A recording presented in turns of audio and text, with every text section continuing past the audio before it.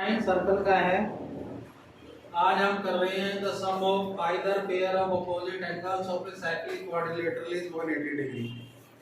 यानी आपको प्रूव करना है साइक्लिक क्वाड्रिलेटरल के अपोजिट एंगल्स। ये कोई सर्कल है, इसमें एक साइक्लिक क्वाड्रिलेटरल दिया हुआ है हमारे को।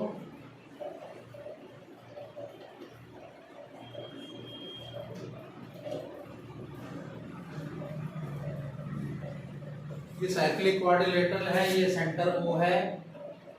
ठीक है, साइक्लिक क्वाड्रिलेटरल में हमें ये प्रूव करना है opposite pair of opposite angles 180 degree होती है।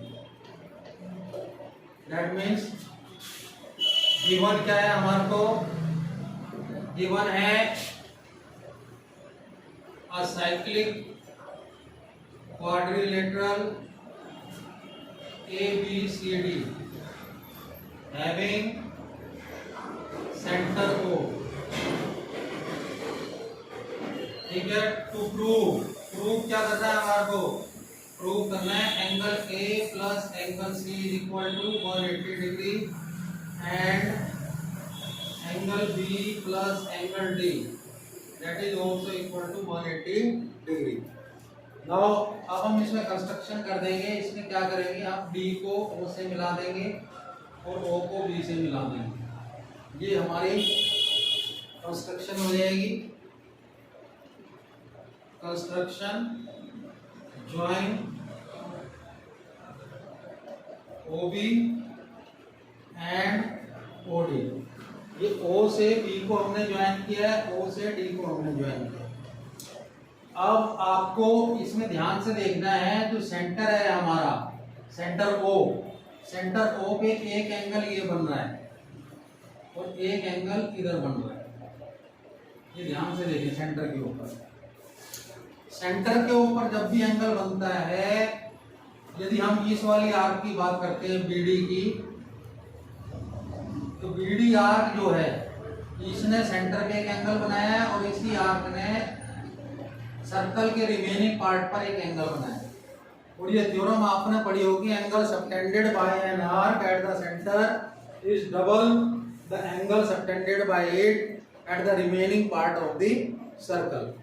ठीक है, तो आपने प्रूफ के अंदर देखेंगे ध्यान से, इस एंगल का नाम रख देते हैं हम angle 1, angle 2, angle 3 and angle 4। ठीक है, इसमें ध्यान से देखेंगे एंगल 1 जो है ये सेंटर पे बना हुआ ये वाला एंगल, एंगल 1 ये हमारा एंगल 1 है। Angle 1 is twice the angle 3, angle 1 is twice angle 3। ये फर्स्ट हो जाएगा। रीजन क्या है? Angle subtended bye an arc at the center is double the angle subtended by 8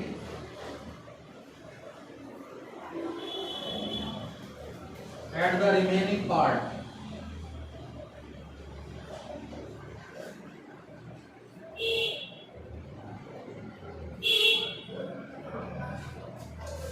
Similarly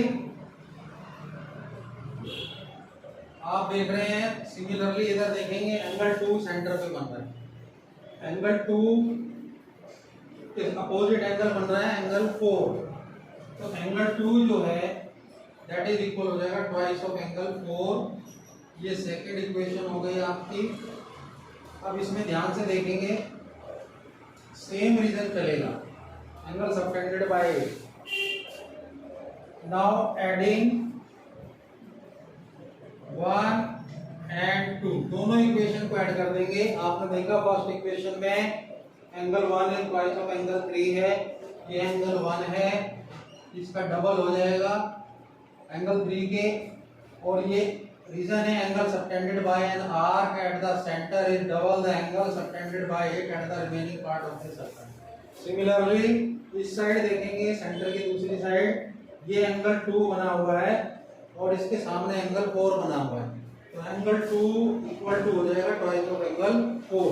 अब हम जब दोनों को ऐड करेंगे एंगल 1 प्लस एंगल 2 इक्वल हो जाएगा twice of angle 3 plus twice of angle 4। ठीक है, ये नाम हमने अपनी तरफ से दिए थे, angle 1, angle 2, angle 3 and angle 4। एक सर्कल जो होता है, ये ध्यान रखें, सर्कल जो पूरा होता है वो 360 डिग्री का होता है। यहाँ पर हमारे दोनों एंगल मिलाकर 360 डिग्री के बन रहे हैं, 360 डिग्री।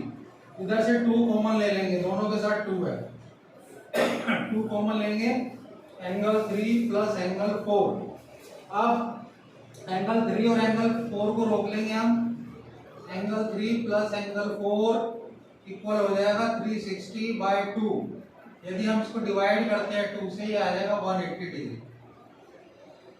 ये आपको मिलेगा 180 डिग्री। एंगल 3 प्लस एंगल 4 क्या है, आप देख रहे हैं एंगल 3 है हमारा एंगल ए, एंगल 4 है एंगल सी। तो angle C, angle A plus angle C that is equal to 180 degree. ये हमने प्रूव करना था, हैंस प्रूव। अच्छा, आपको समझ में आ गया होगा। अगली थ्योरम के लिए फिर मिलेंगे अगली वीडियो में। Thank you very much.